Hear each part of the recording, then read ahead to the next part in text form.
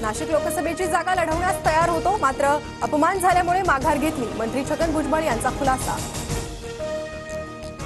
छगन भुजबळ नाराज नाहीत, पक्षाला त्यांची गरज. छगन भुजबळांच्या नाराजीवर हसन मुश्रीफांची प्रतिक्रिया.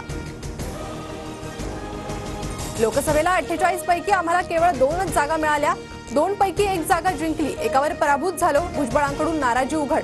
तर 400 पारच्या घोषणेमुळे फटका पडल्याचंही पुन्हा वक्तव्य.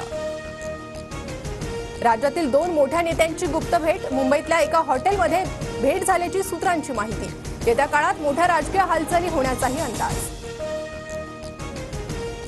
विधानसभा निवडणुकीत महाविकास आघाडीत राष्ट्रवादी शरद पवार गटाला सर्वाधिक जागा मिळतील.